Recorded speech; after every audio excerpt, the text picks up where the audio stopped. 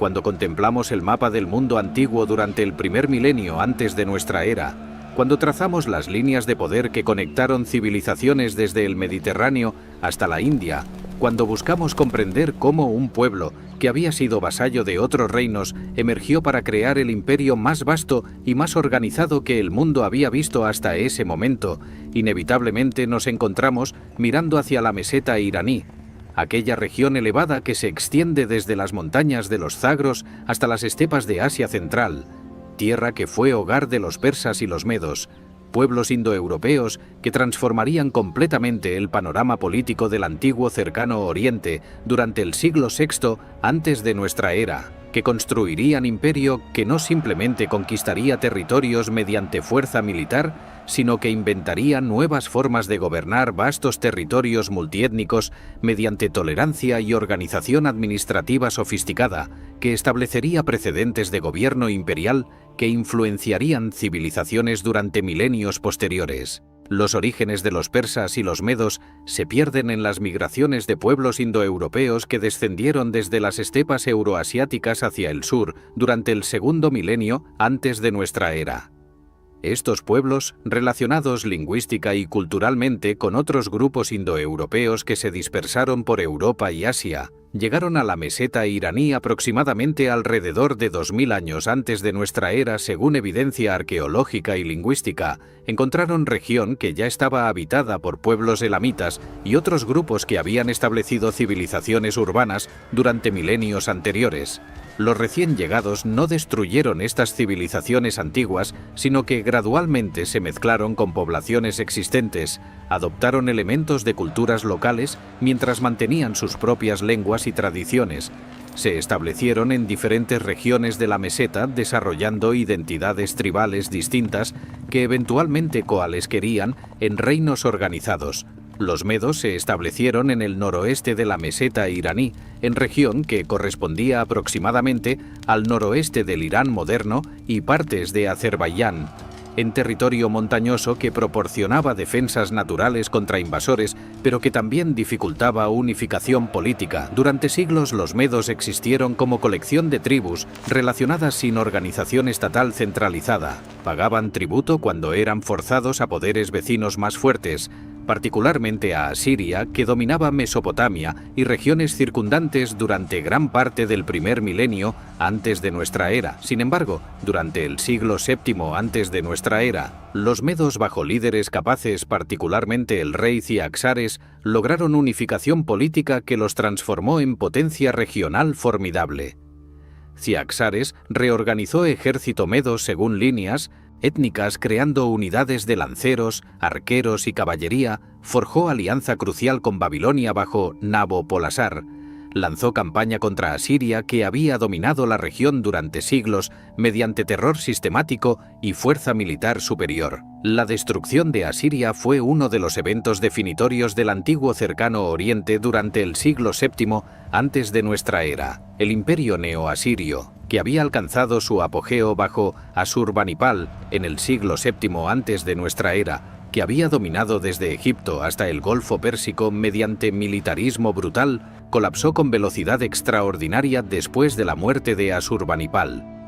Los babilonios bajo Nabopolassar se rebelaron contra dominio asirio, formaron alianza con medos de Ciaxares, lanzaron campaña coordinada que destruiría ciudades asirias completamente. En el año 612 antes de nuestra era, los ejércitos combinados de babilonios y medos sitiaron Nínive, la capital asiria, la capturaron después de asedio prolongado, la destruyeron tan completamente que su ubicación exacta sería olvidada durante siglos. Fue venganza por generaciones de brutalidad asiria. Fue demostración de poder de coalición medo-babilónica. Fue reconfiguración completa de balance de poder en Cercano Oriente, donde Asiria, que había dominado durante siglos, simplemente dejó de existir. Su territorio dividido entre victoriosos. Después de caída de Asiria, el reino de Media emergió como una de las grandes potencias del Cercano Oriente, controlando territorio que se extendía desde Anatolia Oriental hasta Asia Central, dominando múltiples pueblos incluyendo a los persas que habitaban región más al sur en Fars o Persis, como los griegos la llamarían. Los persas se habían asentado en lo que ahora es suroeste de Irán, región que llevaría su nombre, que sería su tierra ancestral durante toda su historia posterior. Bajo dominio medo, los persas eran vasallos que pagaban tributo, que proporcionaban tropas cuando eran requeridas, que eran gobernados por reyes locales que reconocían supremacía de reyes medos en Ecbátana, la capital meda.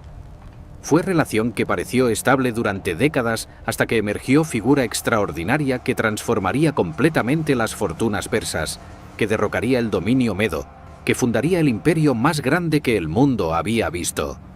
Ciro II, quien sería conocido por la posteridad como Ciro el Grande, nació aproximadamente en el año 600 o 576 antes de nuestra era según diferentes cronologías. Las fuentes antiguas proporcionan fechas contradictorias que reflejan mezcla de historia con leyenda que caracteriza relatos sobre fundadores de dinastías. Su padre Cambises I era rey de Anshan, principado persa vasallo de Media. Su madre, según tradición preservada por historiador griego Heródoto, era Mandana, hija del rey Medo Astiages. La historia que Heródoto relata sobre el nacimiento de Ciro es narrativa legendaria que contiene elementos familiares de mitos de héroe. Astiages tuvo sueño profético donde veía que su nieto destronaría a su reino, interpretó el sueño como amenaza, ordenó que bebé Ciro fuera asesinado inmediatamente después de nacer. El noble encargado de ejecución, llamado Harpago, no tuvo corazón para matar bebé personalmente, lo entregó a pastor con instrucciones de abandonarlo en montañas donde moriría de exposición. Sin embargo, el pastor y su esposa, que eran sin hijos, decidieron criar al bebé como propio. Escondieron identidad real del niño durante años mientras Ciro crecía como hijo de pastores, ignorante de su linaje noble.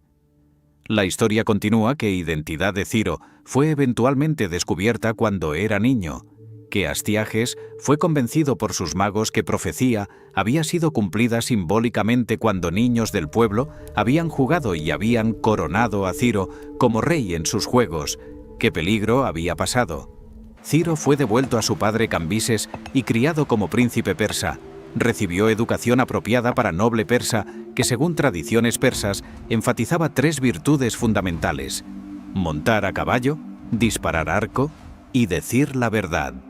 Fue entrenamiento que combinaba habilidades marciales esenciales para pueblo de jinetes y arqueros con valor moral que persas consideraban fundamental para carácter noble.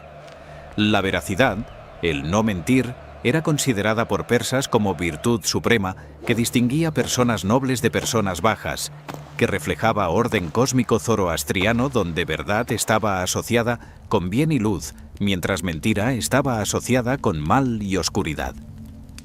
La historicidad de estos relatos legendarios es imposible verificar. Es probable que núcleo histórico haya sido embellecido con elementos míticos típicos de historias de fundadores. El patrón del niño noble abandonado que sobrevive y retorna para reclamar su destino es arquetipo que aparece en múltiples culturas desde Moisés hasta Rómulo.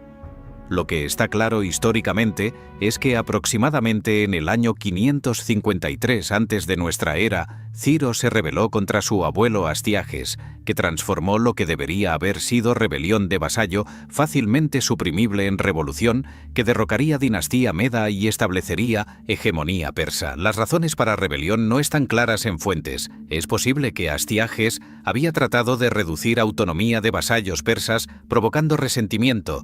Es posible que Ciro simplemente vio oportunidad cuando Astiages se volvió impopular entre nobles medos debido a acciones arbitrarias, incluyendo castigo brutal de Hárpago por no haber matado a Ciro décadas antes. Lo extraordinario fue que cuando Astiages marchó contra Ciro con ejército medo, grandes secciones de nobleza meda desertaron a Ciro. Algunos comandantes militares medos cambiaron de bando en medio de batalla. El ejército medo colapsó no tanto por derrota militar, sino por deserción masiva. Fue testimonio del carisma personal de Ciro, de su capacidad de inspirar lealtad no solamente entre persas, sino incluso entre medos, que técnicamente eran enemigos, de genio político que reconocía que victoria duradera requería no simplemente conquista militar, sino creación de coalición amplia que incluiría antiguos gobernantes junto con nuevos.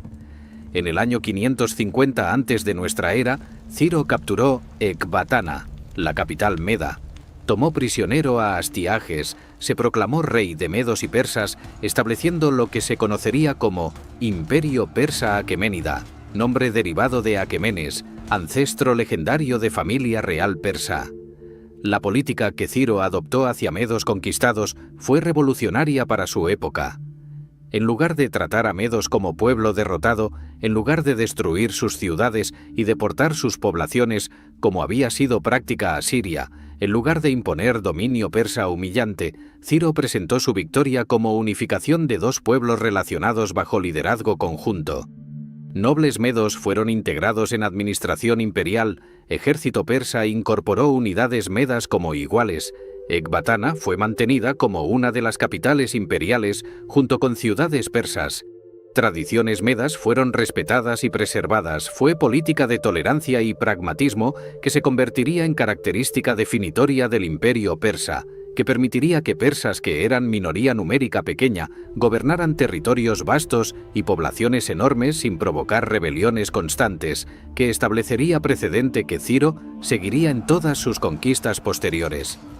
Con medos y persas unificados bajo su gobierno, Ciro dirigió su atención hacia oeste donde reino de Lidia bajo Creso dominaba Anatolia occidental y amenazaba expandirse hacia el este. Creso era legendario por su riqueza. Su nombre se convertiría en sinónimo de riqueza extrema en mundo antiguo y permanece en expresión moderna, rico como Creso. Lidia había desarrollado economía monetaria sofisticada. Había acuñado algunas de las primeras monedas del mundo, controlaba comercio lucrativo entre interior de Anatolia y ciudades griegas en costa egea. Creso, preocupado por ascenso de poder persa después de caída de Media, que había sido aliado de Lidia, decidió atacar preventivamente antes de que Ciro se volviera demasiado poderoso. Según Heródoto, Creso consultó al oráculo de Delfos, el santuario más prestigioso de Grecia, preguntando si debería atacar a Persia. El oráculo respondió ambiguamente que si atacaba destruiría gran imperio. Creso interpretó esto como profecía de victoria, sin considerar que imperio que sería destruido podría ser el suyo propio. Creso cruzó el río Halis, frontera tradicional entre Lidia y territorio controlado por medos y persas, en el año 547 antes de nuestra era con ejército que incluía no solamente tropas lidias, sino también contingentes de Ninto, aliados incluyendo griegos, egipcios, babilonios. El primer enfrentamiento fue batalla indecisiva cerca del río Halis, después de la cual Creso se retiró a Sardes, su capital, esperando pasar invierno y reunir fuerzas mayores para campaña en primavera siguiente. Fue error fatal porque asumió que Ciro también esperaría hasta primavera según práctica militar convencional. En cambio, Ciro persiguió inmediatamente, marchó su ejército a través de invierno, llegó a Sardes antes de que Creso esperara encontrar enemigo. En batalla fuera de Sardes, ejército lidio que dependía fuertemente de caballería fue derrotado mediante táctica ingeniosa, donde Ciro colocó camellos en primera línea. Los caballos lidios, aterrorizados por olor extraño de camellos, se negaron a cargar. Caballería lidia fue neutralizada permitiendo que infantería persa prevaleciera. Sardes fue sitiada y capturada en 546 antes de nuestra era. Creso fue capturado y, según algunas fuentes, iba a ser ejecutado quemándolo vivo, pero en último momento fue perdonado por Ciro y convertido en consejero. La historia puede ser embellecimiento posterior, pero refleja patrón que caracterizaría conquistas de Ciro. Clemencia hacia gobernantes derrotados que aceptaban autoridad persa, integración de élites locales en estructura imperial, respeto por tradiciones y culturas locales. Lidia fue incorporada como satrapía del imperio persa. Las ciudades griegas de Jonia en costa occidental de Anatolia, que habían sido vasallas de Lidia, pasaron a dominio persa. Ciro obtuvo acceso a riqueza legendaria de Lidia y a costa egea que traería persas en contacto directo con mundo griego, con consecuencias que resonarían durante siglos. Después de consolidar conquistas occidentales, Ciro dirigió atención hacia este, donde múltiples reinos y pueblos en Asia Central amenazaban fronteras orientales del imperio. Durante años siguientes, Ciro condujo campañas en regiones de Sogdiana, Bactriana, Gandhara, aquellas tierras que correspondían a partes de Afganistán, Uzbekistán, Tayikistán modernos, que eran habitadas por pueblos iranios relacionados con persas y medos, pero organizados en reinos independientes o confederaciones tribales. Estas campañas son pobremente documentadas en fuentes que sobreviven. Sabemos que fueron exitosas porque fuentes posteriores mencionan estas regiones como satrapías del imperio, pero detalles de conquistas se perdieron. Lo que está claro es que Ciro empujó fronteras del imperio hasta Río Indo en lo que ahora es Pakistán, estableció control sobre territorio que se extendía desde Mediterráneo hasta subcontinente indio, creó imperio de escala sin precedentes que conectaba múltiples civilizaciones antiguas bajo autoridad política única por primera vez. El triunfo supremo de Ciro llegó en el año 539 antes de nuestra era con conquista de Babilonia, aquella ciudad legendaria que había sido capital de miles de imperios durante milenios, que era centro de civilización mesopotámica, que bajo dominio caldeo era todavía una de las ciudades más ricas y más pobladas del mundo. El rey babilónico Nabonido se había alienado de su propio pueblo mediante políticas religiosas excéntricas que ofendieron al poderoso sacerdocio de Marduk. Había pasado años en Arabia dejando administración en manos de su hijo Belsasar. Había perdido apoyo de élites que estaban dispuestas a aceptar gobierno extranjero si prometía restaurar orden tradicional. Ciro explotó esta situación brillantemente mediante propaganda que presentaba su invasión no como conquista, sino como liberación, como restauración del culto apropiado de Marduk, que Nabonido había descuidado. La conquista de Babilonia fue lograda mediante combinación de estrategia militar ingeniosa y colaboración de quinta columna dentro de ciudad. Según tradición preservada en fuentes griegas posteriores, ingenieros persas desviaron curso del río Éufrates que fluía a través de Babilonia, permitiendo que tropas persas entraran a ciudad marchando por lecho del río bajo murallas que habían sido consideradas impenetrables. La historicidad de este relato es debatida. Es posible que entrada fue facilitada por traición de defensores que abrieron puertas desde interior. Lo que está claro es que Babilonia cayó sin batalla mayor, que Ciro entró en ciudad pacíficamente en octubre de 539 antes de nuestra era, que fue recibido por sacerdocio de Marduk como libertador más que conquistador. La política que Ciro adoptó en Babilonia estableció precedente que definiría gobierno persa. El cilindro de Ciro, inscripción cuneiforme en cilindro de arcilla descubierto en ruinas de Babilonia en el siglo XIX, presenta declaración de política imperial que ha sido llamada por algunos el primer documento de derechos humanos en historia humana, aunque esta caracterización es anacrónica proyectando conceptos modernos en antigüedad. El texto declara que Ciro entró en Babilonia pacíficamente por voluntad de Marduk, que restauró cultos que habían sido descuidados, que devolvió estatuas de dioses que Nabonido había traído a Babilonia a sus santuarios originales, que permitió a pueblos deportados regresar a sus tierras ancestrales, que gobernó con justicia y misericordia. Fue propaganda, pero propaganda que reflejaba política real de tolerancia religiosa y cultural que caracterizaría Imperio Persa, que permitía a pueblos conquistados mantener sus propias religiones, lenguas, tradiciones, leyes locales, siempre que reconocieran soberanía persa y pagaran tributo. La manifestación más famosa de esta política fue edicto que Ciro emitió permitiendo a judíos que habían sido exiliados en Babilonia desde conquista de Jerusalén por Nabucodonosor en 586 antes de nuestra era regresar a Judea y reconstruir templo de Jerusalén que había sido destruido por babilonios.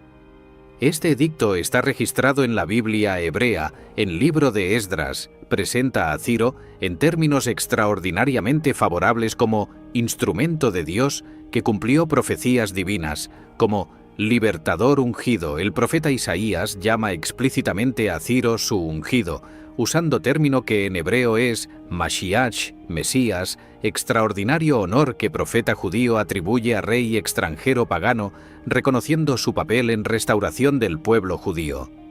Para judíos, Ciro se convirtió en figura casi mesiánica cuya memoria fue venerada durante siglos, cuyo nombre aparece repetidamente en textos bíblicos con reverencia reservada para pocos no judíos. La política de tolerancia religiosa de Ciro no era simplemente altruismo ilustrado, sino pragmatismo político brillante. Al permitir que pueblos conquistados mantuvieran sus identidades religiosas y culturales, al presentarse como protector de tradiciones locales más que como conquistador extranjero, Ciro transformó súbditos potencialmente rebeldes en partidarios leales, redujo costos de ocupación militar, facilitó integración de territorios vastos en estructura imperial coherente. En Babilonia, Ciro participó en ceremonias tradicionales, honró a Marduk como gran dios de Babilonia, se presentó como sucesor legítimo de reyes babilónicos antiguos más que como usurpador extranjero. Entre judíos permitió restauración de culto tradicional, ganó lealtad duradera que haría de Judea provincia estable. Entre pueblos de Anatolia respetó tradiciones locales mientras integraba regiones en administración imperial.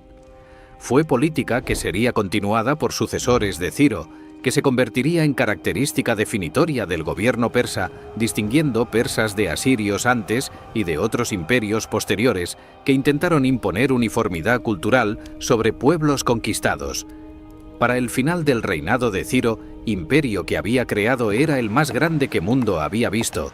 Se extendía desde Valle del Indo en este hasta costa Egea en oeste, desde estepas de Asia Central en norte hasta Golfo Pérsico y Egipto. Potencialmente, aunque conquista de Egipto sería completada por su hijo Cambises, era territorio de aproximadamente 5 millones de kilómetros cuadrados, población de quizás 30 a 50 millones de personas, múltiples civilizaciones antiguas con miles de años de historia, ahora unificadas bajo gobierno persa. Fue logro que no tenía precedente en escala y velocidad, que había sido logrado en menos de 30 años desde rebelión inicial contra Media hasta conquista de Babilonia. Ciro comenzó organización administrativa de este imperio vasto, estableciendo sistema de satrapías, provincias gobernadas por sátrapas que eran gobernadores con autoridad civil y militar sobre territorios asignados.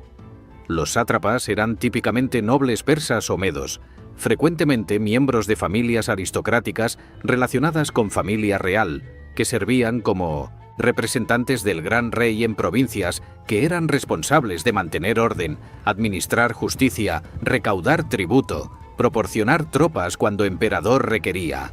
Cada satrapía mantenía considerable autonomía en asuntos internos, leyes locales continuaban funcionando, estructuras administrativas existentes frecuentemente eran mantenidas, pueblos locales veían cambio principalmente en que ahora pagaban tributo a emperador persa en lugar de rey local. Fue sistema que permitía gobierno eficiente de territorios vastos sin requerir burocracia masiva centralizada, que distribuía poder mientras mantenía control imperial mediante lealtad de sátrapas al emperador y mediante presencia de guarniciones persas en ubicaciones estratégicas. Para facilitar comunicación y control sobre imperio tan vasto, Ciro y sus sucesores desarrollaron sistema de caminos que conectaban todas las partes del imperio con capitales.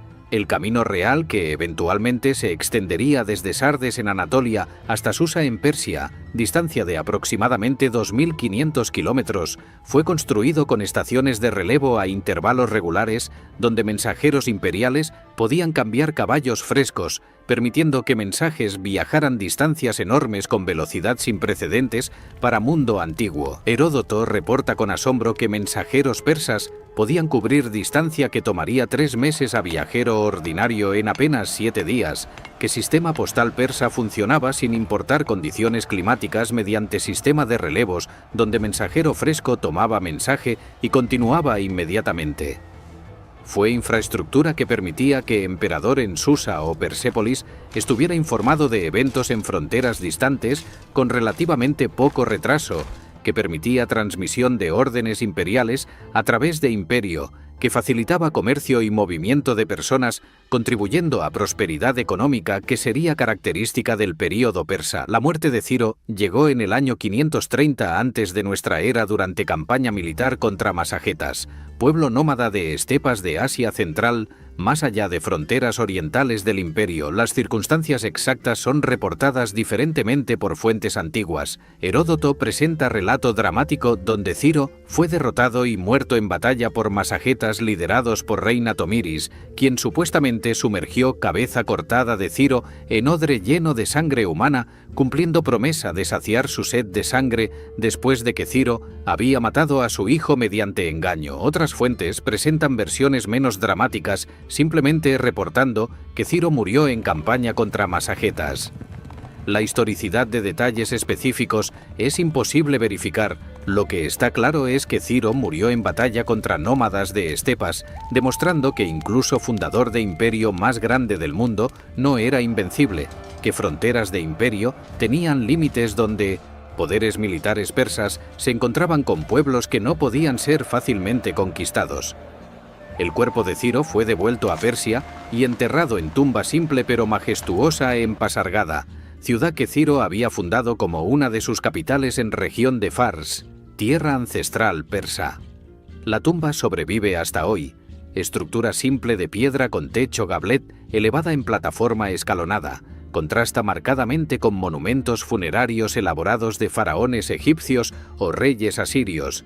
Según relato de historiador griego Estrabón, tumba llevaba inscripción que declaraba: «Oh hombre, quien quiera que seas y de donde quiera que vengas, porque sé que vendrás, yo soy Ciro, quien fundó el imperio de los persas. No me envidies por este poco de tierra que cubre mi cuerpo». Fue simplicidad que reflejaba valores persas que enfatizaban virtud y logro sobre ostentación.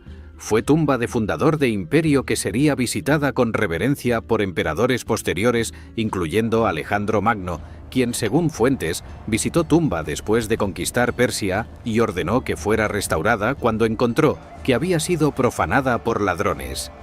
El hijo de Ciro, Cambises II, ascendió al trono en 530 antes de nuestra era y continuó política expansionista, completando la conquista que su padre posiblemente había planeado pero no había ejecutado: la conquista de Egipto. En 525 antes de nuestra era, Cambises invadió Egipto con ejército que incluía no solamente tropas persas, sino también contingentes de pueblos sometidos, incluyendo griegos jónicos, que proporcionaron flota, fenicios que proporcionaron transporte naval. En batalla de Pelusio, en frontera oriental de Egipto, ejército egipcio bajo faraón Psamético III fue derrotado decisivamente, delta del Nilo cayó rápidamente, Menfis, la capital, fue capturada, Psamético fue capturado y posteriormente ejecutado cuando intentó rebelarse. Egipto, aquella civilización que había florecido durante 3000 años, que había resistido múltiples invasores durante su larga historia, se convirtió en satrapía del imperio persa. Fue incorporado en estructura imperial que ahora incluía todas las grandes civilizaciones del antiguo cercano Oriente, desde Valle del Indo hasta Valle del Nilo, desde estepas de Asia Central hasta Mediterráneo. Y así, en espacio de menos de 40 años, un pueblo que había comenzado como vasallo del reino medo había creado imperio que dominaba mundo conocido, que había unificado bajo gobierno único territorios que nunca antes habían sido políticamente unidos, que había establecido precedentes de tolerancia religiosa y administrativa que permitirían gobierno estable de poblaciones multiétnicas, que había construido infraestructura que facilitaría comercio y comunicación a través de distancias vastas, que había creado modelo de imperio universal que influenciaría todos los imperios posteriores en historia euroasiática. Fue logro de genio político tanto como militar, fue resultado de políticas que transformaban enemigos en aliados, que respetaban diversidad mientras imponían unidad política, que reconocían que gobierno duradero requería no simplemente conquista, sino legitimidad en ojos de conquistados.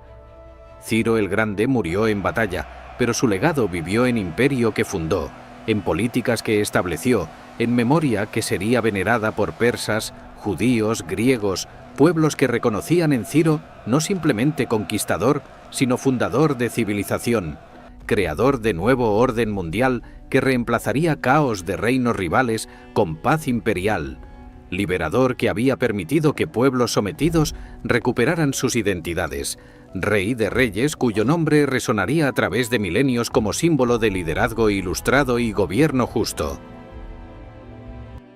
La muerte de Cambises II en el año 522 antes de nuestra era, mientras regresaba de Egipto hacia Persia, bajo circunstancias que las fuentes antiguas describen como misteriosas, precipitó una de las crisis sucesorias más significativas en la historia del imperio persa, crisis que amenazó con fragmentar el imperio apenas 2 generaciones después de su fundación, que reveló vulnerabilidades en sistema de sucesión imperial que no tenía reglas claramente establecidas, que permitió emergencia de usurpador que reclamó el trono mediante combinación de engaño y explotación de confusión, que siguió a muerte repentina del emperador, según la versión oficial de eventos que fue promulgada posteriormente por el nuevo emperador que emergería de crisis, un mago llamado Gaumata, que se parecía notablemente a Esmerdis o Bardilla, hermano menor de Cambises que supuestamente había sido asesinado secretamente por Cambises antes de partir a Egipto. Se hizo pasar por el príncipe muerto.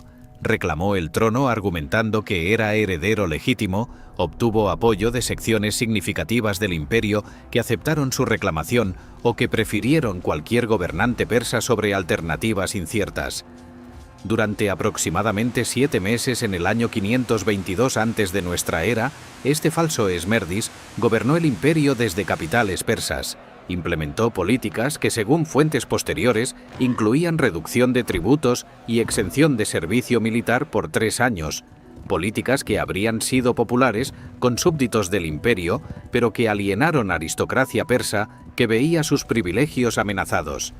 Fue en este contexto de crisis e incertidumbre que emergió Darío, miembro de rama colateral de familia real aqueménida, hombre de 28 años que era hijo de Histaspes, sátrapa de Partia, que reclamaba descendencia de Aquemenes, al igual que Ciro, pero que era solamente primo lejano de emperadores anteriores, que no tenía reclamación obvia al trono, pero que tenía ambición y capacidad organizativa, que lo convertirían en uno de los más grandes gobernantes del mundo antiguo. Darío Conspir, o con 6 otros nobles persas, según la narrativa que él mismo promovería posteriormente, para derrocar al falso Esmerdis y restaurar legitimidad aqueménida. En golpe ejecutado en septiembre de 522 antes de nuestra era, los 7 nobles persas entraron al palacio en fortaleza de Sikayahubati en Media, asesinaron al usurpador que Darío insistía era mago impostor, se proclamaron salvadores de imperio. Darío, mediante combinación de reclamación genealógica aunque débil, de apoyo de sus coconspiradores nobles y probablemente de fuerza militar que controlaba como hijo de sátrapa poderoso, emergió como el nuevo gran rey. Sin embargo, la versión de Darío de estos eventos, aunque es la única narrativa detallada que sobrevive, es fundamentalmente propaganda diseñada para legitimar su ascenso al poder. Es enteramente posible que el falso Esmerdis fuera realmente el hermano de Cambises, que Darío ejecutó golpe de estado contra emperador legítimo, que inventó historia del impostor para justificar su usurpación. La verdad histórica es irrecuperable. Lo que está claro es que Darío tomó el trono mediante violencia, que su reclamación era cuestionable, que necesitaba establecer legitimidad mediante logros posteriores más que mediante herencia indiscutible. La ascensión de Darío fue seguida inmediatamente por rebeliones masivas a través del imperio. Prácticamente todas las satrapías se rebelaron simultáneamente, múltiples pretendientes, reclamando ser herederos legítimos de líneas reales regionales se levantaron, ejércitos rebeldes controlaron vastas regiones, imperio pareció estar al borde de desintegración completa. La inscripción de Beistún, monumento masivo que Darío ordenó tallar en acantilado a 100 metros de altura en Kermanshah, en lo que ahora es Irán occidental, enumera 19 reyes o pretendientes que Darío tuvo que derrotar durante el primer año de su reinado. Fue crisis existencial que requirió todas las capacidades militares y organizativas que Darío poseía. Durante año 521 antes de nuestra era, Darío condujo o comandó ejércitos en 19 batallas, según su propia cuenta. Marchó de satrapía en satrapía suprimiendo rebeliones, ejecutando pretendientes, restaurando autoridad imperial mediante combinación de victoria militar y terror calculado, donde rebeldes capturados eran ejecutados públicamente de maneras brutales para desalentar futuras rebeliones. La inscripción de Behistún es uno de los documentos más extraordinarios que sobreviven del mundo antiguo. Es tanto registro histórico como propaganda masiva. Es texto de aproximadamente 1200 líneas en escritura cuneiforme en 3 lenguas, persa antiguo, elamita y acadio, tallado en acantilado en ubicación casi inaccesible, donde podía ser visto desde camino principal, pero no podía ser alcanzado fácilmente para vandalización. El texto narra en primera persona cómo Darío restauró orden legítimo después de período de caos causado por mentiras del mago impostor, cómo derrotó rebeldes uno por uno mediante favor de Ahura Mazda, el gran dios, cómo restauró las tierras que habían sido tomadas injustamente. Está acompañado por relieves mostrando a Darío recibiendo sumisión de reyes rebeldes encadenados, pisando cuerpo de Gaumata, el falso Esmerdis, con Ahura Mazda flotando arriba en forma de figura alada, simbolizando aprobación divina. La inscripción fue copiada y distribuida a través del imperio en múltiples lenguas. Fragmentos de versiones en arameo han sido encontrados tan lejos como Egipto. Fue ejercicio de propaganda a escala imperial, diseñado para establecer narrativa oficial de ascenso de Darío, para legitimar su gobierno presentándolo como restaurador de orden contra caos.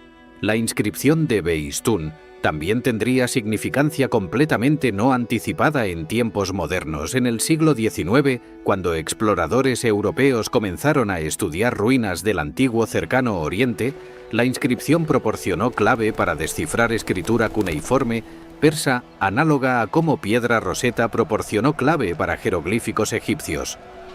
El texto trilingüe permitió a eruditos como Henry Rawlinson, quien arriesgó su vida colgando de cuerdas para copiar inscripción, comparar versiones en diferentes lenguas, identificar valores fonéticos de signos cuneiformes en persa, que era lengua indoeuropea relacionada con lenguas modernas, luego usar conocimiento de persa para descifrar elamita y acadio, que eran lenguas no relacionadas. Fue logro intelectual extraordinario que abrió civilizaciones enteras, literaturas de miles de años, registros históricos de imperios que habían sido olvidados, todo porque Darío había ordenado tallar su propaganda en roca en 3 lenguas hace 2500 años.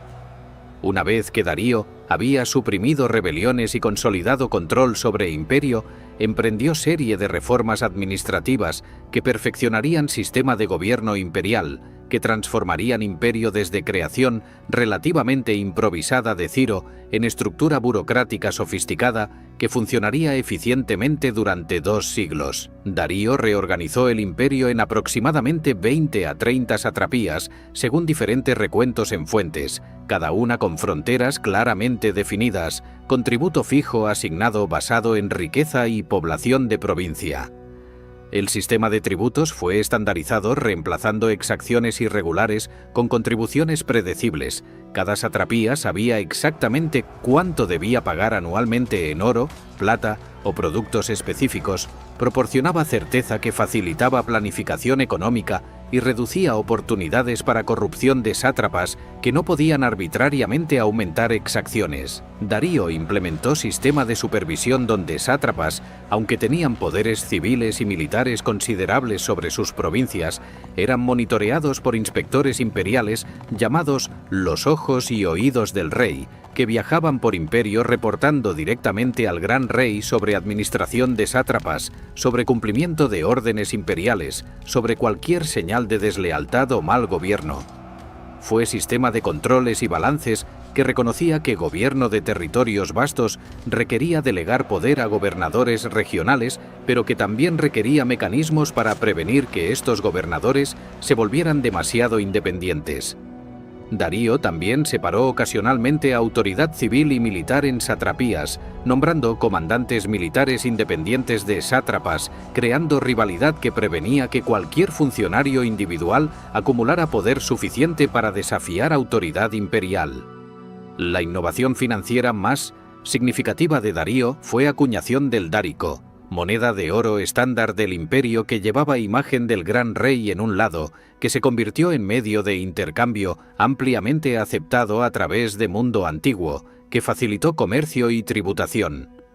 El dárico tenía contenido de oro consistente de aproximadamente 8 gramos de oro puro, era reconocido por su calidad y confiabilidad, era aceptado desde Grecia hasta India como dinero bueno. Fue creación de economía monetaria a escala imperial. Permitió que comercio floreciera porque mercaderes podían estar seguros del valor de monedas que recibían. Facilitó pago de tributos porque satrapías podían convertir productos locales en dinero estándar. Creó sistema bancario donde templos y mercaderes ricos proporcionaban préstamos y servicios financieros usando dáricos como unidad de cuenta. El proyecto más ambicioso y más visible de Darío fue construcción de Persépolis, la nueva capital ceremonial que se convertiría en símbolo supremo de poder y gloria del imperio persa. Iniciada aproximadamente en 518 antes de nuestra era, en planicie elevada cerca de Pasargada en corazón de tierras persas ancestrales, Persépolis fue construida durante décadas. No fue completada durante vida de Darío, sino que continuó bajo su hijo, Jerjes y nieto Artajerjes. Eventualmente se convertiría en complejo palaciego más impresionante del mundo antiguo. La plataforma en la cual Persépolis fue construida fue tallada de montaña y elevada 13 metros sobre planicie circundante, creando base masiva de aproximadamente 125.000 metros cuadrados, sobre la cual fueron erigidos múltiples palacios, salas de audiencia, tesoros, cuarteles. Fue proyecto que requirió trabajo de decenas de miles de artesanos, constructores, escultores, que empleó técnicas y estilos arquitectónicos de todas las partes del imperio, creando síntesis única que era persa en concepción, pero universal en ejecución. La estructura más impresionante de Persépolis era la Apadana, la gran sala de audiencias donde Gran Rey recibía a embajadores y tributarios durante celebraciones ceremoniales, particularmente durante Nowruz, el año nuevo persa que ocurría en equinoccio de primavera. La Apadana era sala masiva de aproximadamente 60 metros cuadrados, su techo soportado por 72 columnas que se elevaban casi 20 metros de altura, cada columna elaboradamente tallada con capiteles en forma de toros o leones dobles. Cuando estaba completa con decoración pintada, con cortinas coloridas, con embajadores de todas las naciones del imperio reunidos en audiencia ceremonial, debe haber sido espectáculo de magnificencia sin paralelo diseñado para impresionar con poder y riqueza del imperio, para presentar Gran Rey como gobernante universal, cuya autoridad se extendía sobre todas las naciones del mundo conocido. Las escaleras monumentales que conducían a la Apadana fueron decoradas con relieves extraordinarios que sobreviven en condición relativamente buena, que presentan procesión interminable de delegaciones de 23 pueblos tributarios diferentes, cada delegación identificable por vestimenta y atributos distintivos, cada grupo trayendo productos característicos de sus regiones como tributo al Gran Rey. Aimedos trayendo caballos, bactrianos trayendo camellos, libios trayendo antílopes, indios trayendo burros cargados con oro, armenios trayendo caballos y vasijas, cada delegación renderizada con atención a detalle etnográfico que revela conocimiento directo de pueblos representados. Fue representación visual de imperio universal. Fue declaración en piedra de que todas las naciones del mundo reconocían supremacía del Gran Rey. Fue propaganda, pero propaganda que tenía base en realidad porque tributarios de regiones representadas realmente venían a Persépolis durante Nowruz, trayendo regalos y reconociendo soberanía persa. La puerta de todas las naciones, entrada monumental a complejo palaciego decorada con figuras colosales de toros alados, con cabezas humanas, inspirados en modelos asirios pero ejecutados en estilo distintivamente persa, daba la bienvenida a visitantes con inscripción, declarando en 3 lenguas que Darío había construido esta puerta, que Ahura Mazda había protegido Persia de enemigos, que el gran rey gobernaba sobre todas las tierras desde India hasta Etiopía. Fue arquitectura como declaración política. Fue construcción diseñada no simplemente para proporcionar residencia para emperador, sino para presentar imagen de imperio, para impresionar a visitantes con poder persa, para crear escenario para ceremonias que reforzaban jerarquías imperiales y legitimidad de dinastía aqueménida. La arquitectura de Persépolis fusionaba intencionalmente estilos de múltiples civilizaciones del imperio. Las columnas masivas derivaban de tradiciones arquitectónicas persas y medas. Los relieves mostraban influencia de arte asirio y babilónico. Los capiteles de columnas con toros incorporaban motivos que habían sido usados durante siglos en Mesopotamia. Artesanos egipcios, griegos, babilónicos trabajaron en construcción trayendo técnicas de sus tradiciones. Todo fue sintetizado en estilo que era único a Persia, pero que incorporaba elementos de todas las culturas del imperio. Fue expresión arquitectónica de naturaleza multiétnica del imperio. Fue demostración visual de política persa de incorporar diversidad más que suprimirla. Fue creación de identidad imperial que trascendía identidades étnicas particulares mientras las incorporaba. La celebración de Nowruz en Persépolis era evento culminante del año imperial. Durante equinoccio de primavera, cuando día y noche eran iguales, cuando Año Nuevo comenzaba según calendario persa antiguo, tributarios de todo el imperio convergían en Persépolis trayendo regalos, soldados de todas las naciones formaban en procesión. Ceremonias complejas que combinaban elementos religiosos zoroastrianos con protocolo cortesano elaborado se desarrollaban durante días. El gran rey recibía tributarios sentado en trono en Apadana, distribuía favores y reconocimientos, demostraba mediante generosidad calculada que era no solamente conquistador, sino benefactor, gobernante universal, cuya autoridad era aceptada voluntariamente porque su gobierno traía orden y prosperidad. Fue teatro imperial a escala masiva, fue ritual anual que renovaba vínculos entre centro y periferia del imperio. Fue demostración de poder que era tanto más efectiva porque era celebración más que intimidación. Además de proyectos ceremoniales como Persépolis, Darío supervisó construcción de infraestructura práctica que facilitaría comercio y comunicación a través del imperio. Uno de proyectos más ambiciosos fue excavación de canal conectando Rama del Nilo al Mar Rojo, precursor antiguo del canal de Suez moderno que no sería construido hasta 23 siglos después. El canal permitía que barcos navegaran desde Mediterráneo vía Nilo y Canal hasta Mar Rojo y desde allí a India, facilitando comercio marítimo que evitaba ruta terrestre larga y peligrosa a través de Arabia. Darío erigió estelas conmemorativas a lo largo del canal en 4 lenguas, declarando que había ordenado excavar este canal desde Nilo hasta Mar, que va desde Persia, permitiendo que barcos viajaran desde Egipto hasta Persia por agua. Fue proyecto de ingeniería masivo que requirió trabajo de miles durante años, que demostró capacidad persa de movilizar recursos para proyectos a escala imperial, que facilitó comercio que enriquecería imperio durante generaciones. El camino real que había sido iniciado bajo Ciro fue extendido y mejorado bajo Darío. Eventualmente se extendió desde Sardes en Anatolia Occidental hasta Susa en Persia, distancia de aproximadamente 2.500 kilómetros, con estaciones de relevo establecidas cada 25 a 30 kilómetros, donde mensajeros imperiales podían obtener caballos frescos, comida, alojamiento. Heródoto describe con admiración sistema postal persa, declarando en pasaje famoso: ni nieve, ni lluvia, ni calor, ni oscuridad de noche impide a estos mensajeros completar sus recorridos designados con máxima velocidad.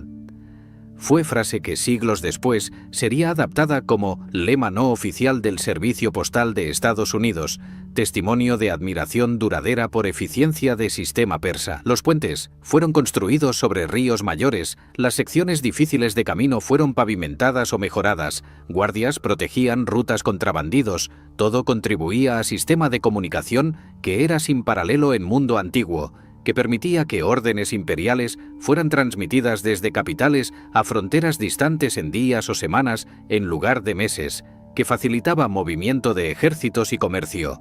El zoroastrismo, religión fundada por profeta Zaratustra o Zoroastro, según forma griega de su nombre, que probablemente había vivido siglos antes, aunque fechas son debatidas, emergió como religión imperial bajo Darío, aunque relación exacta entre imperio y religión es compleja. El zoroastrismo era y es religión monoteísta, o casi monoteísta, que adora a Ahura Mazda como Dios supremo creador del universo, señor de sabiduría y luz. La religión presenta visión dualista del cosmos, donde Ahura Mazda representa bien, verdad, luz, orden, mientras que Angra Mainyu o Ahriman representa mal, mentira, oscuridad, caos. La humanidad está atrapada en lucha cósmica entre estas fuerzas. Tiene libre albedrío para elegir entre bien y mal. Será juzgada después de muerte basándose en pensamientos, palabras, obras durante vida. Los justos cruzarán puente Chimbat hacia paraíso. Los malvados caerán al infierno. Eventualmente, al final de los tiempos, Ahura Mazda triunfará completamente sobre mal. Mundo será renovado en estado perfecto. El zoroastrismo enfatizaba importancia de verdad, de pureza ritual, particularmente evitando contaminación de fuego, que era símbolo sagrado de presencia divina y de pureza absoluta, de vida ética basada en buenos pensamientos, buenas palabras, buenas acciones. Los zoroastrianos no construían templos en sentido convencional, sino que mantenían fuegos sagrados en estructuras especiales. No representaban a Ahura Mazda en forma de estatua, considerando tales representaciones como blasfemia. Practicaban rituales elaborados de purificación. Las inscripciones de Darío invocan constantemente a Ahura Mazda como fuente de su autoridad. Declaran que gobernaba por voluntad de Ahura Mazda, que había derrotado enemigos mediante poder de Ahura Mazda, que agradecía a Ahura Mazda por protección y éxito. Sin embargo, Darío, como Ciro antes de él, mantuvo política de tolerancia religiosa, permitiendo que pueblos conquistados adoraran sus propios dioses según sus propias tradiciones. En Egipto participó en rituales tradicionales egipcios. En Babilonia honró a Marduk, permitió que judíos reconstruyeran su templo. No intentó imponer zoroastrismo sobre súbditos no persas. Fue pragmatismo político que reconocía que intentar suprimir religiones locales provocaría rebeliones, pero también reflejaba creencia zoroastriana que verdad eventualmente prevalecería sin necesidad de conversión forzada. Los conceptos zoroastrianos de cielo e infierno, de juicio después de muerte, de lucha cósmica entre bien y mal, de figura mesiánica que vendría al final de los tiempos, de resurrección de muertos, todos tendrían influencia profunda en religiones abrahámicas, particularmente en judaísmo, durante y después del exilio babilónico, cuando judíos estuvieron expuestos a ideas persas, posteriormente en cristianismo e islam, que incorporaron muchos conceptos que probablemente derivaban en parte de zoroastrismo. Fue influencia cultural que fluyó desde Persia hacia Occidente, que transformó pensamiento religioso de maneras que raramente son reconocidas en narrativas convencionales que enfatizan influencias griegas y romanas sobre Occidente, pero que ignoran contribuciones persas. Bajo Darío, el imperio alcanzó su máxima extensión territorial mediante campañas que expandieron fronteras en múltiples direcciones. En el este, Darío completó conquista del Valle del Indo que Ciro había iniciado, estableciendo control persa sobre lo que ahora es Pakistán, incorporando civilización del subcontinente indio en esfera imperial persa. En el oeste y norte, Darío lanzó expedición ambiciosa contra escitas en estepas al norte del Mar Negro en el año 513 antes de nuestra era. Fue campaña que resultaría ser uno de pocos fracasos militares de Darío.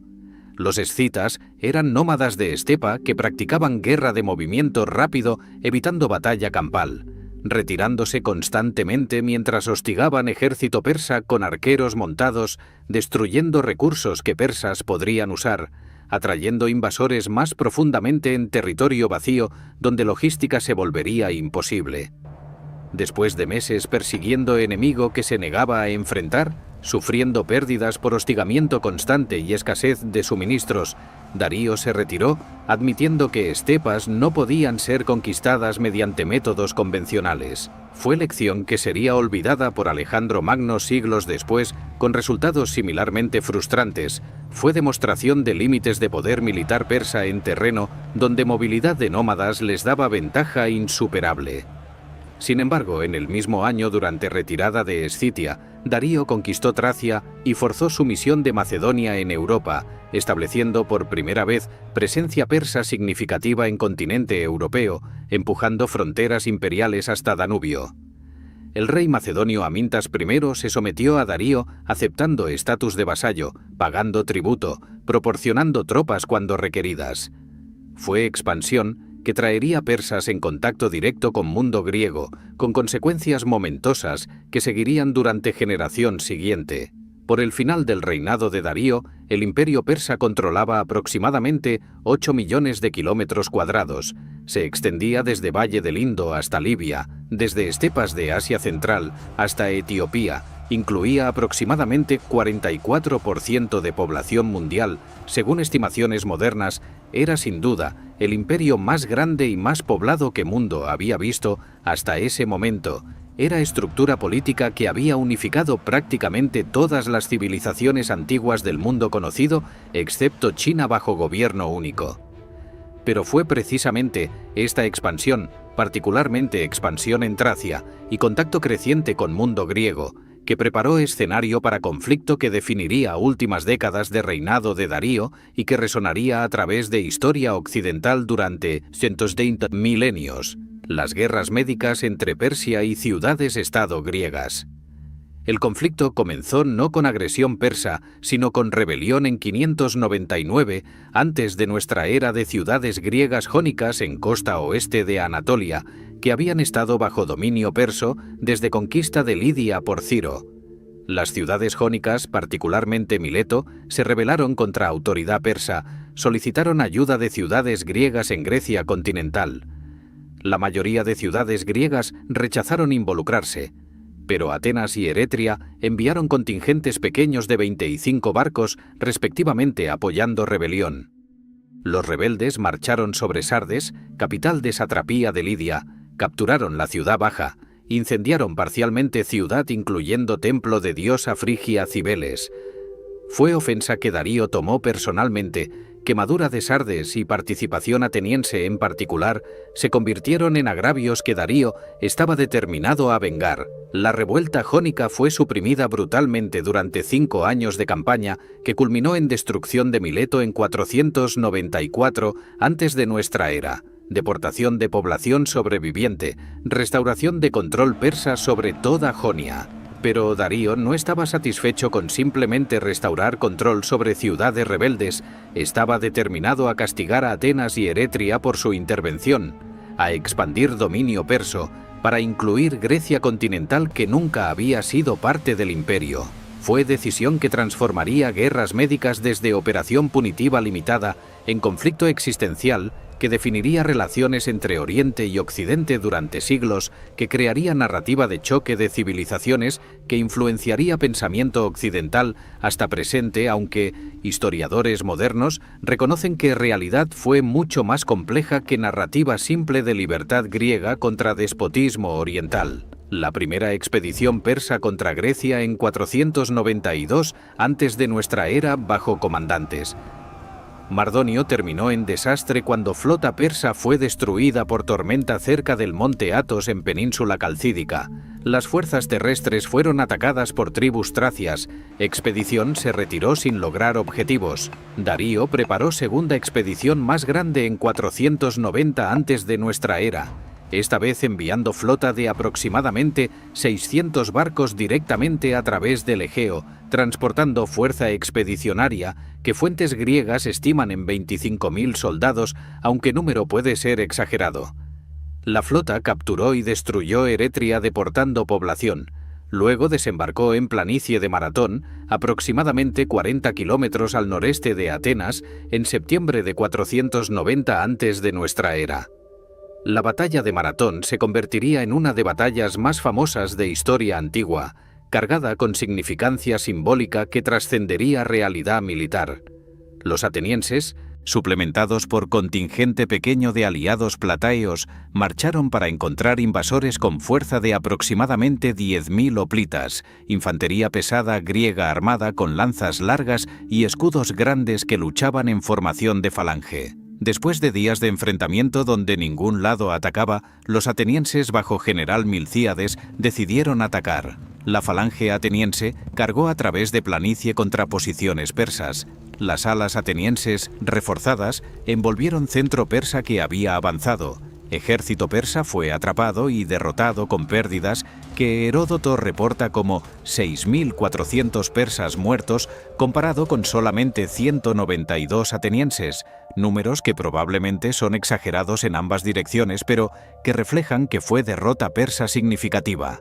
Los persas se reembarcaron, intentaron navegar alrededor de Ática para atacar Atenas desprotegida, pero ejército ateniense marchó rápidamente de vuelta a ciudad.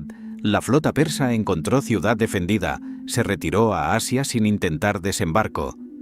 El mito de Filipides corriendo desde Maratón hasta Atenas con noticias de victoria, colapsando muerto después de anunciar victoria, es adición posterior a historia, pero Maratón se convirtió en leyenda fundacional de democracia ateniense.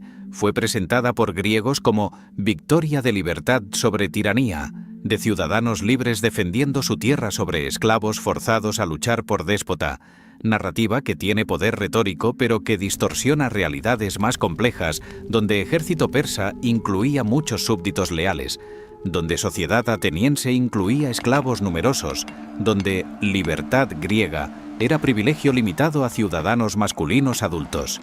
Sin embargo, Maratón tuvo consecuencias prácticas significativas al demostrar que falange hoplita griega podía derrotar infantería persa en batalla campal, al proporcionar confianza a griegos que resistirían invasión masiva que vendría década después, al establecer reputación de Atenas como líder en resistencia contra Persia. Darío inmediatamente comenzó preparativos para tercera expedición, mucho más masiva que conquistaría Grecia definitivamente. Pero rebelión en Egipto en 486 antes de nuestra era requirió atención inmediata, retrasó campaña griega.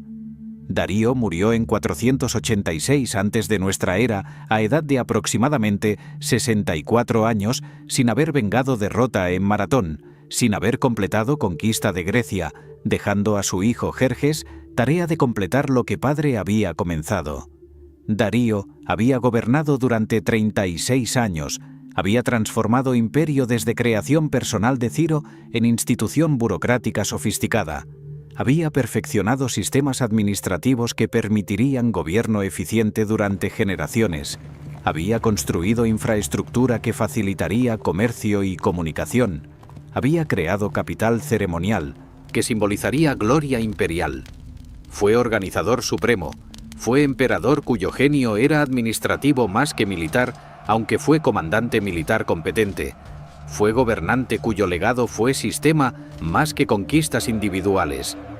Las reformas de Darío permitieron que Imperio funcionara durante 2 siglos con cambios relativamente menores. Su organización administrativa fue tan efectiva que fue imitada por Alejandro y sus sucesores después de que conquistaron Imperio. Su memoria fue venerada por persas como la de Ciro como uno de fundadores de grandeza persa.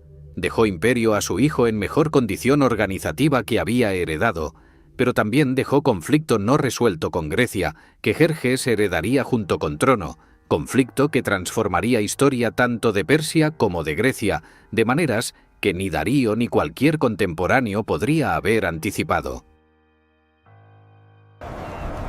Jerjes I ascendió al trono del Imperio persa en el año 486, antes de nuestra era, heredando no solamente el imperio más vasto que el mundo había conocido, sino también conflicto no resuelto con Grecia, que su padre Darío había dejado pendiente, herencia que marcaría su reinado y que transformaría su memoria histórica de manera que su legado sería definido menos por sus logros administrativos considerables que por su fracaso en conquistar Grecia.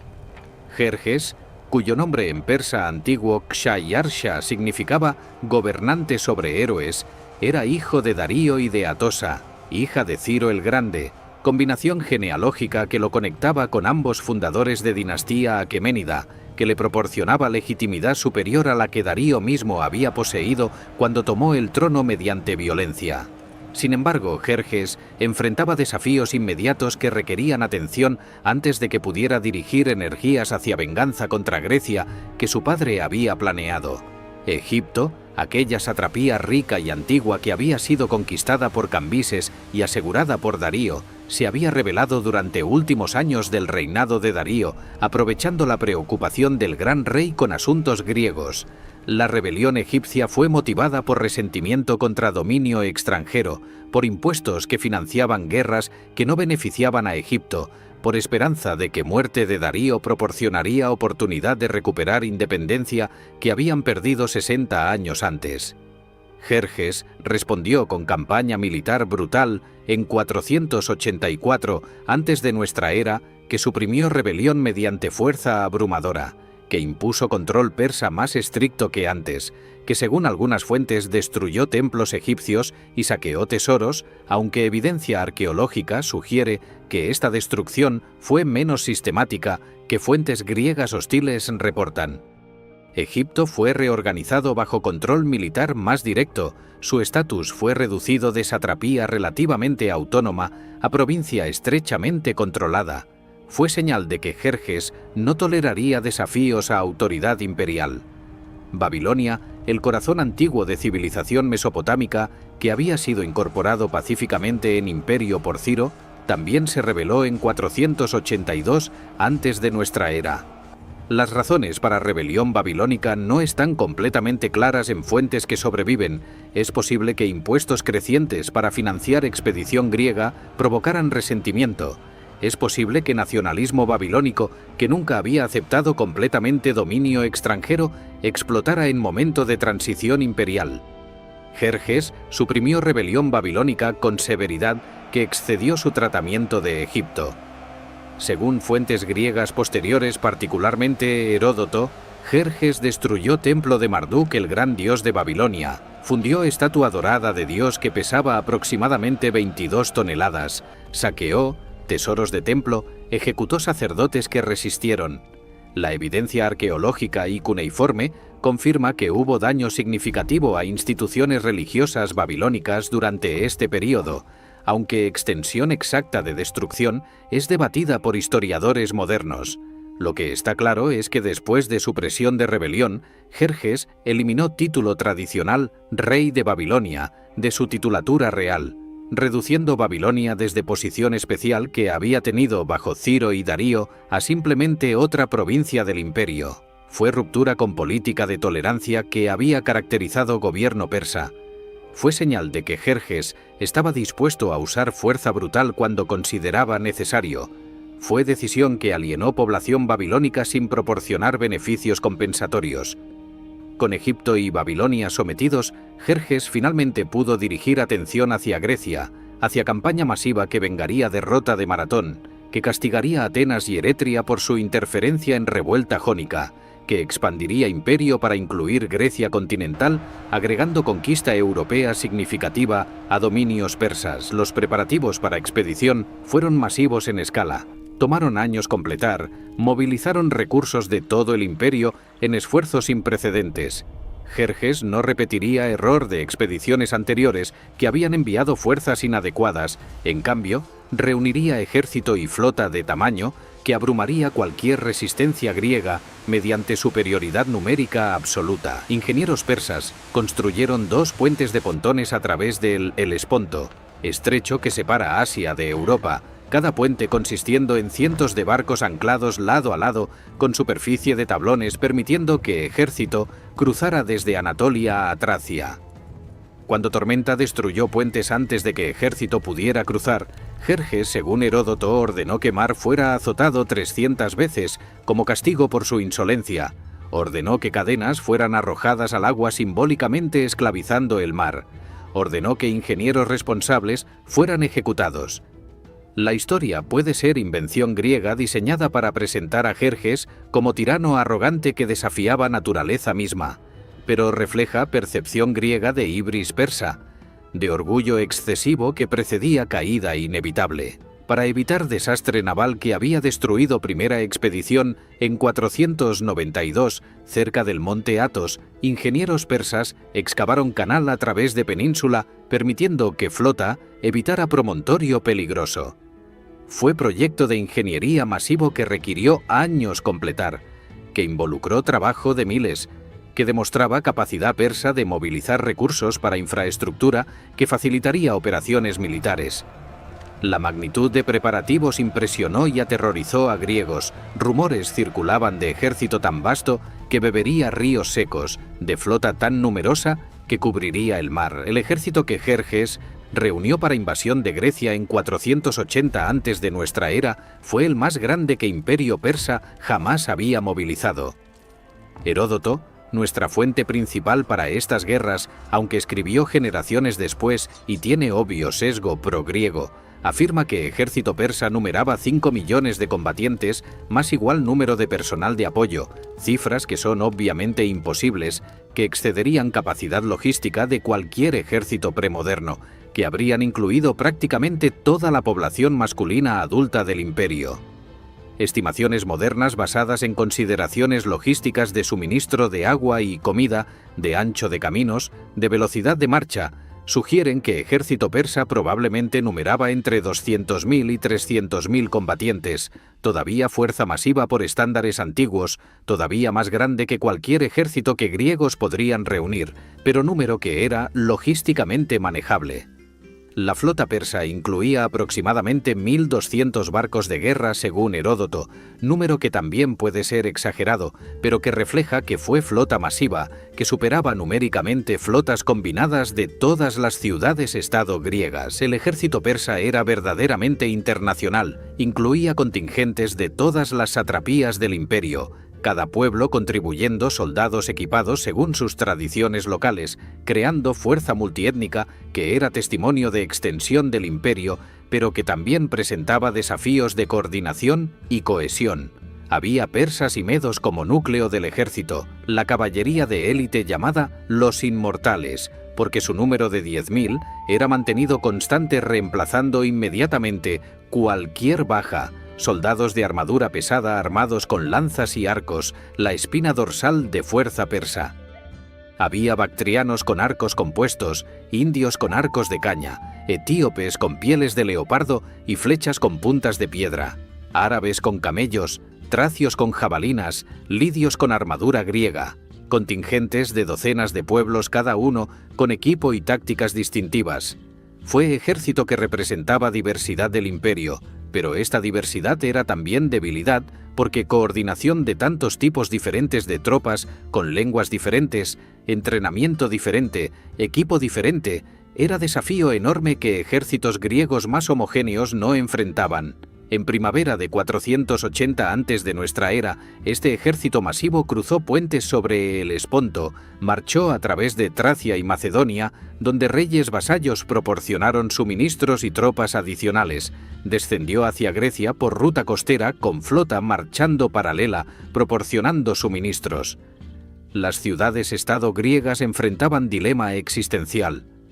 Muchas ciudades, particularmente en Grecia central y norte, reconociendo que resistencia era inútil contra fuerza tan abrumadora, ofrecieron sumisión a Jerjes mediante símbolo tradicional de entregar tierra y agua, aceptando estatus de vasallos persas. Otras ciudades, particularmente Atenas y Esparta, junto con aliados en Liga Helénica, decidieron resistir a pesar de probabilidades casi imposibles, apostando que terreno de Grecia proporcionaría ventajas defensivas que compensarían inferioridad numérica masiva, que determinación de hombres libres defendiendo sus tierras superaría números de súbditos forzados de déspota extranjero. La primera batalla significativa ocurrió en agosto de 480 en paso montañoso estrecho de Termópilas, donde ejército persa encontró resistencia de fuerza griega pequeña, liderada por rey espartano Leónidas, con aproximadamente 7.000 soldados, incluyendo su guardia personal de 300 espartanos.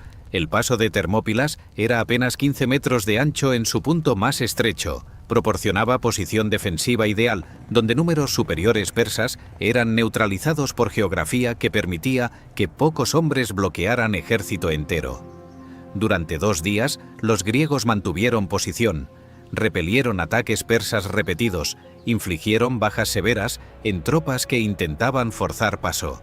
Fue demostración de que falange hoplita en terreno favorable era prácticamente impenetrable, que disciplina y equipo de infantería pesada griega superaban infantería persa más ligera en combate cerrado. Sin embargo, la posición griega fue traicionada por pastor local llamado Efialtes, quien reveló a persas existencia de sendero montañoso que rodeaba posición griega, que permitiría que fuerza persa atacara retaguardia de defensores. Jerjes envió contingente de inmortales liderados por Hidarnes durante noche para flanquear posición griega. Cuando Leónidas se dio cuenta que posición estaba siendo flanqueada, despidió a mayor parte de ejército griego, permitiendo que escaparan, mientras él con sus 300 espartanos y aproximadamente 1000 otros voluntarios, principalmente de Tespias y Tebas, permanecieron para luchar acción de retaguardia que permitiría que ejército principal se retirara. La última resistencia de espartanos en Termópilas se convirtió en una de las acciones militares más famosas de historia antigua. Sabiendo que muerte era cierta, los espartanos lucharon hasta que todos fueron muertos, demostraron valor que sería celebrado durante milenios como ejemplo supremo de sacrificio heroico. Según Heródoto, antes de batalla Leónidas había sido informado que flechas persas eran tan numerosas que oscurecerían el sol.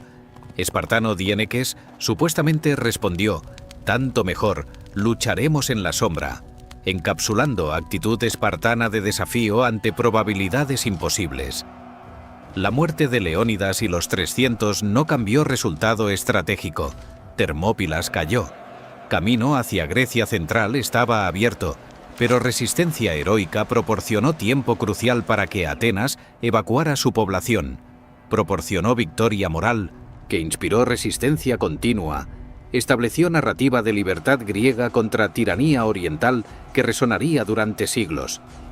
El monumento erigido posteriormente en Termópilas llevaba epitafio compuesto por poeta Simónides: «Extranjero, ve y di a los espartanos que aquí yacemos, obedientes a sus órdenes». Palabras que capturaban etos espartano de obediencia absoluta a ley de ciudad, de cumplimiento de deber sin importar costo personal, de muerte honorable sobre vida en derrota.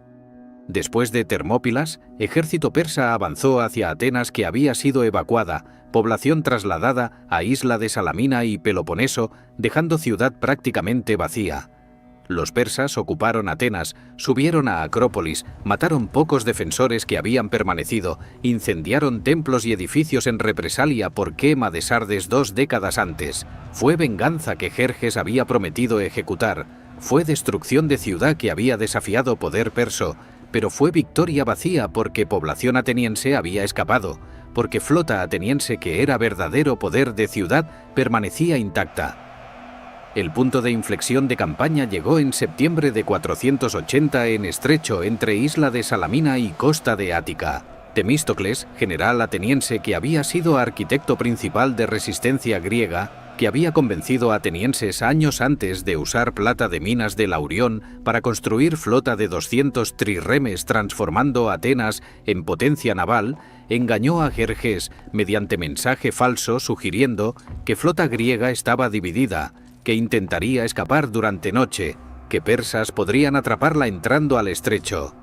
Jerjes, ansioso de destruir flota griega en batalla decisiva, ordenó que flota persa entrara al estrecho de Salamina, donde su superioridad numérica masiva se convirtió en desventaja. En aguas confinadas del estrecho barcos persas no podían maniobrar efectivamente, se congestionaron unos con otros, proporcionaron blancos fáciles para trirremes griegos más maniobrables. Los griegos hundieron aproximadamente 200 barcos persas mientras perdían solamente aproximadamente 40 propios. Fue victoria naval decisiva que transformó situación estratégica completamente.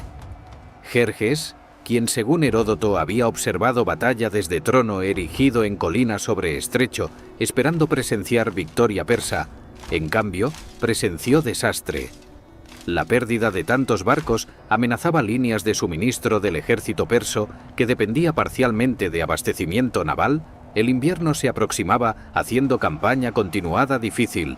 Existía peligro de que revueltas explotaran en Jonia si ejército permanecía inmovilizado en Grecia. Jerjes tomó decisión de retirarse personalmente a Asia con porción del ejército, dejó su general Mardonio con fuerza selecta de aproximadamente 100.000 soldados para continuar campaña en primavera siguiente.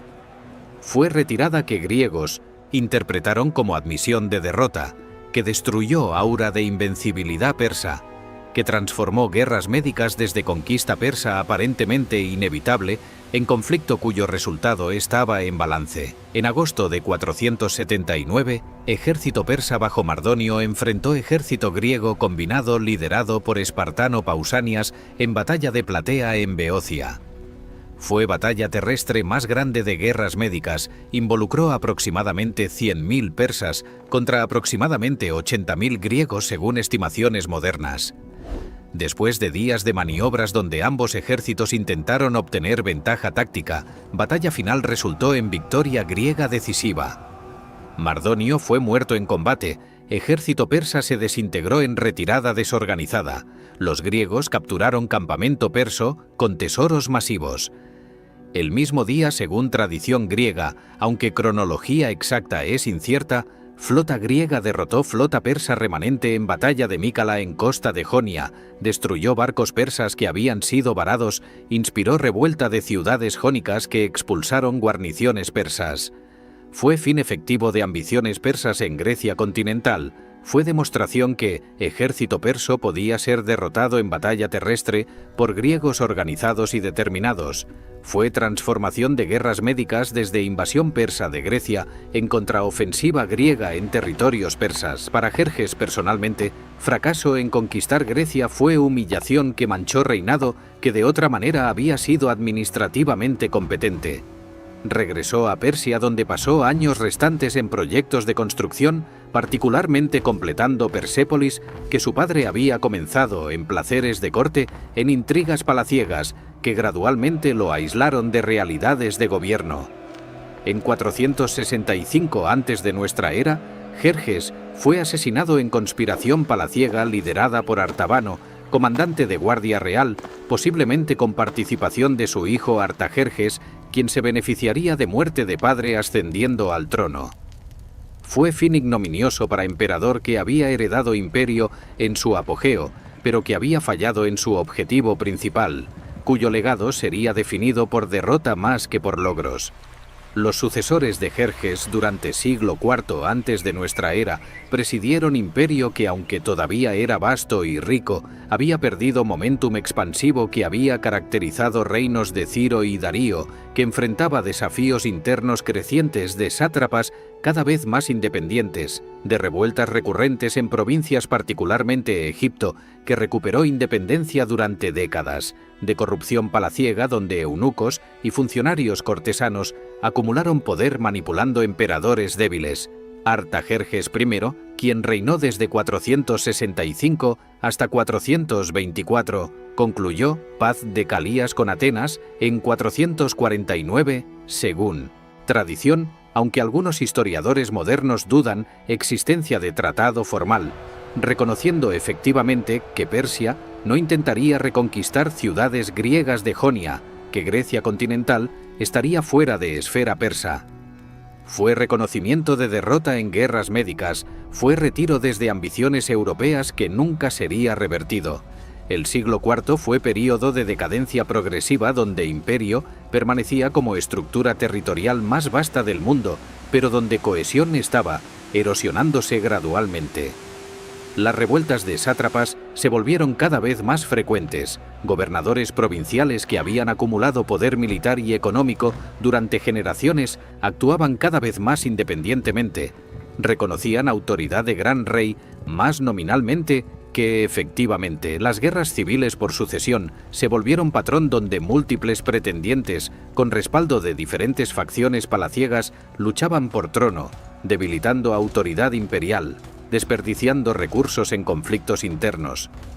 La corrupción en corte alcanzó niveles donde decisiones imperiales eran compradas y vendidas por eunucos que controlaban acceso al emperador, donde funcionarios acumulaban fortunas personales mediante malversación sistemática, donde capacidad administrativa que había sido fortaleza del imperio se deterioraba en red de patrocinio y nepotismo. Artajerjes III, quien reinó desde 358 hasta 338, intentó restaurar autoridad imperial mediante campañas militares brutales.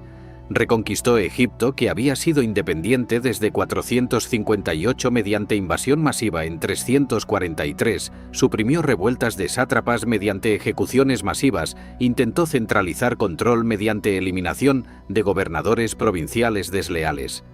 Fueron éxitos temporales que demostraban que Imperio todavía poseía recursos militares masivos cuando eran movilizados efectivamente, pero no resolvían problemas estructurales subyacentes.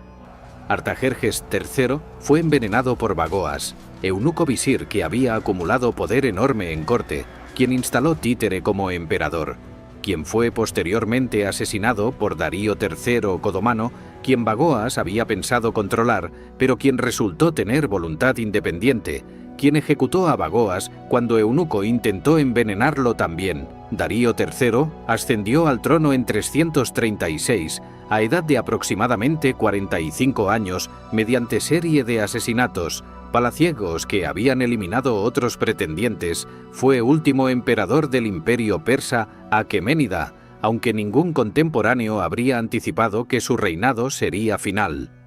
Las primeras indicaciones de su gobierno fueron prometedoras, mostró energía en abordar problemas administrativos, intentó restaurar orden en satrapías, pareció ser gobernante capaz que podría revertir decadencia.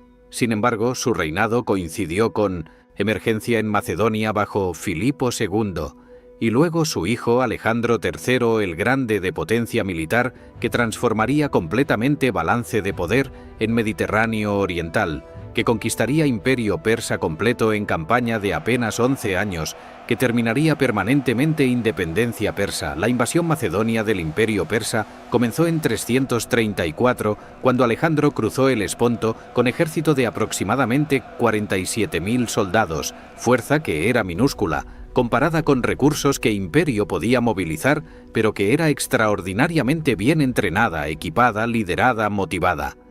La batalla del Gránico en 334 fue primer enfrentamiento mayor, donde caballería macedonia liderada personalmente por Alejandro derrotó fuerza persa que incluía sátrapas de Anatolia Occidental, abrió Anatolia Occidental a conquista macedonia. La batalla de Isos en 333 fue primer enfrentamiento entre Alejandro y Darío III personalmente. Aunque números exactos son disputados, ejército perso probablemente superaba numéricamente a macedonios significativamente, pero en terreno restringido cerca de costa, donde números superiores persas no podían ser utilizados efectivamente. Alejandro, mediante táctica brillante, que combinaba ataque de caballería pesada, liderada personalmente contra centro perso, donde Darío estaba posicionado con maniobras de infantería en flancos, rompió líneas persas, amenazó directamente a Darío, causó pánico que llevó a emperador persa a huir del campo de batalla abandonando su madre, esposa e hijas que fueron capturadas por macedonios. Fue humillación personal profunda para Darío. Fue demostración que emperador persa podía ser derrotado en batalla campal por fuerza macedónica mucho menor. Fue destrucción de prestigio imperial. Alejandro trató familia real persa capturada con respeto notable, proporcionó alojamiento apropiado para su rango, protegió de abuso, posiblemente calculando que clemencia hacia familia real fortalecería su propia reclamación de ser sucesor legítimo de emperadores persas, más que simplemente conquistador extranjero. Después de Isos, Alejandro no persiguió a Darío inmediatamente, sino que giró hacia sur asegurando costa fenicia y Egipto, eliminando bases navales persas, asegurando retaguardia antes de penetrar profundamente en corazón del imperio. La batalla decisiva llegó en Gaugamela, cerca de ruinas antiguas de Nínive en Mesopotamia, en octubre de 331. Darío había reunido ejército masivo durante 2 años desde Isos. Números reportados por fuentes antiguas varían ampliamente desde 100.000 hasta 1.000.000. Cifras más altas son claramente exageradas, pero ejército persa superaba numéricamente a macedonios, quizás por factor de 3 o 4 a 1. Darío eligió campo de batalla en planicie abierta que había sido nivelada permitiendo que caballería y carros de guerra persas operaran sin obstáculos, esperando que terreno favorable y superioridad numérica compensarían inferioridad táctica que había sido revelada en batallas anteriores. Fue batalla que Darío necesitaba ganar para restaurar credibilidad imperial, para revertir momentum macedonio, para demostrar que derrota en Isos había sido accidente más que indicación de superioridad macedonia inherente. La batalla comenzó con carga de carros de guerra persas equipados con hoces diseñados para romper formaciones enemigas, pero Falange Macedonia abrió corredores permitiendo que carros pasaran sin causar daño significativo. Luego los atacó desde retaguardia. Alejandro lideró carga de caballería pesada Companion contra sector del centro izquierda perso. Penetró profundamente en líneas persas, amenazó directamente posición de Darío exactamente como había hecho en Isos. Nuevamente, Darío huyó del campo de batalla cuando su posición fue amenazada. Su huida causó colapso de centro perso, aunque alas persas que habían tenido éxito inicial continuaron luchando durante horas antes de retirarse cuando se dieron cuenta que centro había colapsado. Fue derrota decisiva que destruyó último ejército persa organizado, que abrió corazón del imperio a conquista macedonia, que demostró más allá de duda que Alejandro no podía ser derrotado por métodos militares convencionales disponibles a persas. Después de Gaugamela, las grandes capitales imperiales cayeron en sucesión rápida. Babilonia se rindió sin resistencia. Su población posiblemente recordaba tratamiento relativamente indulgente bajo Ciro y Darío y esperando tratamiento similar bajo nuevo conquistador.